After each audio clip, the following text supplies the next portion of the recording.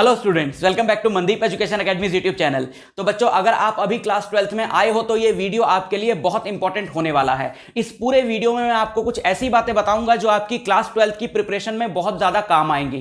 काफी ऐसी मिस्टेक्स हैं जो बच्चे क्लास 12th की प्रिपरेशन में करते हैं, जो मैंने देखा है ओवर द इयर्स अपने एक्सपीरियंस से बच्चों को करते हुए, और जब तक उनको रियलाइज होता है कि यार ये तो भारी मिस्टेक्स हो गई, तब तक बहुत देर हो चुकी होती है। तो आपने भी अभी क्लास 12th स्टार्ट किया है और क्लास 11th में हर बच्चा उस तरीके से पढ़ाई नहीं करता है जैसी पढ़ाई उसको क्लास 12th में करनी है, तो उसको आइडिया ही नहीं होता अभी कि मैंने करना क्या है। तो मैं आपसे डिस्कस करने आया हूं कुछ ऐसी मिस्टेक्स जो आप कर सकते हैं, लेकिन अगर आप इस वीडियो को देख लेंगे, सारी बातों को अच्छे से समझ लेंगे, तो आप उन मिस्टेक्स को करने से बच सकते हैं। देखो बच्चों, क्लास 12th की प्रिपरेशन क्लास 11th की तरह नहीं होती, काफी डिफरेंट तरीका है, क्योंकि यहां पे आपको बोर्ड का एग्जाम देना है। बोर्ड का एग्जाम ऑल इंडिया लेवल पे होता है, उसका पैटर्न होता है कुछ पर्टिकुलर, उसमें कुछ पर्टिकुलर टाइप के क्वेश्चंस होते हैं, उसके लिए सैंपल पेपर्स करने होते हैं, वो पेपर किसी और टीचर ने चेक करना होता है, काफी सारी चीजों का ध्यान रखना पड़ता है।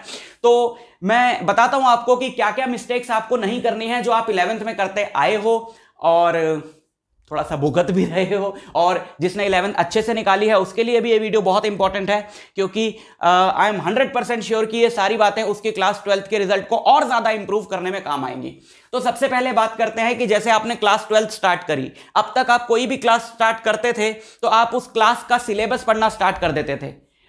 हालांकि ऐसा है कि क्लास 11th में भी बहुत कुछ है जो 9th और 10th का यूज हो रहा है, तो अगर वो बहुत अच्छे से बच्चे को पता हो तो क्लास 11th काफी हद तक उसके लिए इजी हो जाती है, लेकिन वो उन पे काम नहीं करता। चलो कोई बात नहीं, अब तक नहीं किया तो, लेकिन क्लास 12th में ये गलती मत करना। क्लास 12th का सिलेबस स्टार्ट करने से पहले आप क्लास 11th के बेसिक्स को स्ट्रॉन्ग करना, उन टॉपिक्स को जिनकी जरूरत पड़ रही है क्लास 12th में। और अगर आपको नहीं पता वो कौन से टॉपिक्स हैं तो उस पर मैंने वीडियो बनाया हुआ है जिसका लिंक डिस्क्रिप्शन में मिल जाएगा, ठीक है। तो ये वाली मिस्टेक हमारी हो गई कि ये मिस्टेक अपने ने नहीं करनी, अपन ने नहीं करनी कि क्लास 11th का बेसिक अगर हमारा क्लियर नहीं है तो हम उसको वैसे ही छोड़ के क्लास 12th के सिलेबस को स्टार्ट कर दें। नहीं, हमको पहले क्लास 11th के बेसिक्स पे काम करना है, ठीक है। बहुत सारे बच्चे नहीं करते हैं, बाद में पूरा साल परेशान रहते हैं।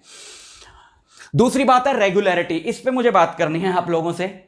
ज्यादातर ये होता है कि मतलब 80-90% केस में ये होता है कि बच्चे जो क्लास 11th का सिलेबस करते हैं एकदम जोश में करते हैं, वो बिल्कुल आखिरी के 1 महीने या 15 दिन में करते हैं, सारी डेरिवेशंस रटने लगते हैं, सारे इंपॉर्टेंट क्वेश्चंस करने लगते हैं, और उतना करके वो ठीक ठाक या थोड़े अच्छे नंबरों से पास भी हो जाते हैं, क्योंकि क्लास 11th में बहुत बेसिक सी चीजें आती हैं। पेपर आपके स्कूल का टीचर चेक करता है, आपको पता है उसने क्लास में क्या करवाया है, उस हिसाब से आप आंसर्स लिख देते हो, आप उसके बारे में अच्छे से जानते हो, ऐसे में आंसर देगा, ऐसे में नहीं देगा, ये इंपॉर्टेंट क्वेश्चन है, उसने क्लास में भी बताए होते हैं, तो आपका काम लास्ट में पढ़ के चल जाता है। क्लास 12th में ये बिल्कुल भी नहीं होने वाला। तो अगर क्लास 11th में आपको आदत डली हुई है रेगुलरली ना पढ़ने की, बिल्कुल एग्जाम जब सर पे आ जाता है तब पढ़ने की, तो क्लास 12th में आप बहुत ज्यादा पछताने वाले हो। इसलिए शुरू से ही, I know it is very difficult, regular पढ़ाई करना उस बच्चे के लिए जो अब तक नहीं करता है काफी मुश्किल है, लेकिन यार लाइफ में करोगे क्या अगर मुश्किलों का सामना नहीं करोगे? तो ऐसे झल्लू डल बच्चे बन के थोड़ी बैठे रहोगे, है ना। तो मुश्किलों का सामना करो, चैलेंजेस लो, और ये तो बहुत इंपॉर्टेंट पॉइंट है कि आपने रेगुलरली जरूर पढ़ना है। न्यूमेरिकल प्रैक्टिस, अब बच्चे बिल्कुल एंड में पढ़ते हैं तो वो मेन सिर्फ डेरिवेशंस और डेफिनेशंस और थ्योरी पढ़ के चले जाते हैं, न्यूमेरिकल का कोई उनको अता पता नहीं है। यहां पर आपको ऐसा बिल्कुल नहीं करना।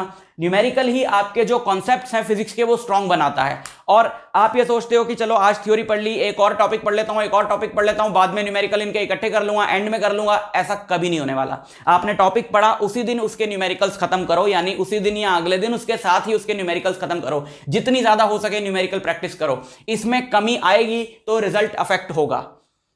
नोट्स, बच्चे अपने नोट्स खुद नहीं बनाते, और यहां पर वो बहुत भारी मिस्टेक कर देते हैं। वो सोचते हैं कोई अच्छी सी बुक ले लेंगे जिसमें बढ़िया नोट्स बने हुए हैं। ना बेटा, जब आप खुद के नोट्स बनाते हो ना, तो आपको साथ के साथ ऐसे रटता जाएगा कि आप हैरान हो जाओगे देख के। आप नोट्स बनाओ, और नोट्स बनाने के लिए जब आप रिसर्च करोगे कि ये वाला पॉइंट यहां से उठा लेता हूं, ये यहां से उठा लेता हूं, या यूट्यूब से इस लेक्चर से उठा लेता हूं, या इस बुक से उठा लेता हूं, तो ऐसी प्रिपरेशन होगी ना आपकी कि आप सोच भी नहीं सकते। रिविजन का एक प्रॉपर शेड्यूल नहीं बनाते बच्चे, प्लानिंग से नहीं करते ना। मतलब मैं आपको प्रॉपर ये तरीका बता रहा हूं कि प्लानिंग से आपको कैसे करना है, तो रिवीजन का एक प्रॉपर स्केड्यूल नहीं बनाते। रिवीजन का प्रॉपर स्केड्यूल बनाओ, वरना सबका एक ही रोना, सर पढ़ तो लेते हैं, याद नहीं रहता। सर पढ़ तो लेते हैं, याद, बेटा याद रहेगा कैसे, रिवीजन तूने की नहीं। अब हम सब अपने आप को पता नहीं कंप्यूटर समझते हैं कि एक बार हमने पढ़ लिया और हमें याद रहेगा। नहीं बेटा, दिस इज ह्यूमन ब्रेन, सबका दिमाग ऐसा ही होता है, पढ़ो भूल गए, पढ़ो भूल गए। तो एक रिवीजन का प्रॉपर शेड्यूल बनाओ। टाइम मैनेजमेंट, टाइम मैनेजमेंट में यहां पे मेरा मतलब है कि आप प्रॉपर टाइम टेबल के साथ पढ़ाई करो। ये नहीं कि किसी सब्जेक्ट को ज्यादा टाइम दे रहे हो, किसी को कम, नहीं, बैलेंस बना के चलो। तो वो बैलेंस तभी बनेगा अगर आपने टाइम टेबल बनाया होगा कि इतने से इतने तक मैंने ये पढ़ना है, इतने से इतने तक मैंने ये पढ़ना है। हर एक सब्जेक्ट को आपने प्रॉपर टाइम देना है।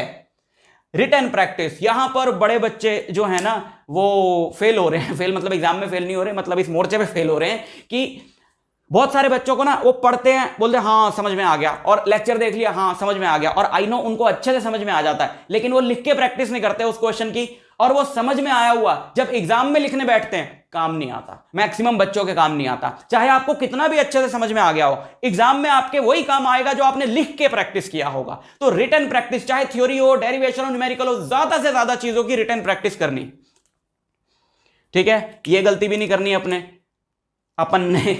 बुक रीडिंग, बुक रीडिंग की बात अगर मैं करूं तो बहुत सारे बच्चे इसको अवॉइड करते हैं, लेकिन ये आपका सबसे बड़ा हथियार है बच्चों।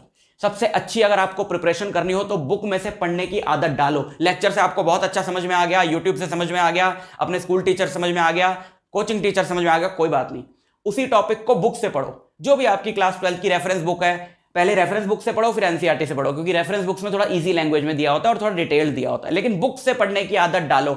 मैं पर्सनल एक्सपीरियंस बता रहा हूं, मैंने जो सबसे ज्यादा सीखा है वो ना किसी के लेक्चर से सीखा है, ना किसी की कोचिंग से सीखा है, टीचर्स ने हेल्प करी नो डाउट, लेकिन सबसे ज्यादा मैंने जो सीखा है वो किताबें पढ़ पढ़ के सीखा है, और आज भी सीख रहा हूं। तो बुक्स पढ़ने की आदत डालो।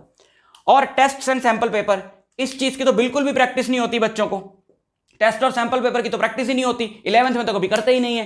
तो आप इसकी आदत डालो, आप चैप्टर वाइज टेस्ट रखो, कहीं से भी शेड्यूल कराओ, अपने टीचर से बोलो, अपने अच्छे दोस्तों से बोलो, और जब सिलेबस खत्म हो जाए तो बहुत सारे सैंपल पेपर्स करो। ये आपके नंबर जो है ना 80% से ऊपर लेकर जाएगी चीज, सैंपल पेपर और टेस्ट। यहां तक आप 80% तक खींच लोगे। जिन बच्चों के 90-95% तक नंबर आते हैं वो इसलिए आते हैं क्योंकि उन्होंने ज्यादा से ज्यादा टेस्ट और सैंपल पेपर्स किए होते हैं, ठीक है। अच्छा, अब एक चीज और मैं आपको बताना चाहूंगा कि अगर आप चाहते हो कि आपके लिए कोई बढ़िया सा प्लानिंग इस तरीके का तैयार कर दे, तो मैं अपने लाइव बैचेस में ये सब कुछ कराता हूं, ठीक है। बेसिक कॉन्सेप्ट मैं कराऊंगा, रेगुलरिटी तो हो ही गई, न्यूमेरिकल प्रैक्टिस बहुत सारी कराऊंगा, नोट्स मैं खुद भी बनवाऊंगा, अपने बनाए हुए भी दूंगा, रिवीजन का पूरा शेड्यूल दूंगा, टाइम मैनेजमेंट के ऊपर बात करूंगा, रिटन प्रैक्टिस बहुत करवाऊंगा, ठीक है, टेस्ट्स बहुत लूंगा और बहुत सारे सैंपल पेपर कराऊंगा। तो अगर आप ये, क्योंकि एक डंडे के बिना काम नहीं होता, तो अगर आप चाहते हो कि ये आपको कोई करवा दे तो आप मेरा लाइव कोर्स ज्वाइन कर सकते हो क्लास 12th का, जो कि सिर्फ, क्योंकि बहुत ज्यादा अफोर्डेबल मुझे प्राइस रखना था कि आप लोगों पे बर्डन ना आए, जो सिर्फ 1299 में आप ले सकते हो, और इसमें पूरा आपको कोर्स करवाया जाएगा, ये सारी चीजें करवाई जाएंगी, प्लस और भी बहुत सारे फीचर्स हैं इसके अंदर। तो ये कोर्स आपको लाइव मिलेगा मनदीप एजुकेशन एकेडमी ऐप पे, गूगल प्ले स्टोर से आप उसको डाउनलोड कर सकते हो, और वहां पे जाके एक स्टोर का टैब आएगा, उस स्टोर पे क्लिक करके आपको ये कोर्स मिलेगा क्लास 12th का, आप इसको परचेस कर सकते हो। इसमें ये सारी चीजें डिटेल में करवाई जाएंगी। एक साल का ये कोर्स है, सब कुछ आपको इसमें दिया जाएगा। लाइव आप डाउट्स पूछ सकते हो, और रेगुलरली डाउट क्लासेस भी होती रहेंगी आपकी। मतलब ये सब करवाने की फिर रिस्पॉन्सिबिलिटी मेरे ऊपर आ जाएगी। और अगर आपको कोर्स परचेज नहीं भी करना तो भी मनदीप एजुकेशन एकेडमी ऐप के ऊपर बहुत सारा कंटेंट ऐसा है जो बिल्कुल फ्री में दिया जा रहा है। टेस्ट पेपर्स हैं, असाइनमेंट्स हैं, सैंपल पेपर्स हैं, तो आप उसको डाउनलोड कर सकते हो। आपकी प्रिपरेशन बहुत ज्यादा और आसान हो जाएगी। मतलब मनदीप एजुकेशन एकेडमी ऐप जो है, आई एम 100% श्योर कि एक कैटलिस्ट की तरह काम करेगी। उसकी प्रेजेंस से आपकी प्रिपरेशन का रेट जो है वो बहुत ज्यादा बढ़ जाएगा, ठीक है। और अगर आप ये बिल्कुल सिस्टमैटिक वे में करना चाहते हो तो आप बहुत ही अफोर्डेबल प्राइस में 1299 में कोर्स परचेज कर सकते हो, ठीक है। तो यही बातें मैंने आपसे करनी थी। ऑल द वेरी बेस्ट, आप अपनी प्रिपरेशन में लग जाओ। कोई भी इशू हो, कोई भी प्रॉब्लम हो तो आप मुझे कमेंट करके पूछ सकते हो। अगर आप ऐप डाउनलोड करते हो तो वहां चैट का भी ऑप्शन हो, वहां पे मेरे से डायरेक्ट कांटेक्ट कर सकते हो। तो मिलता हूं आपसे नेक्स्ट लेक्चर में, तब तक के लिए ऑल द वेरी बेस्ट।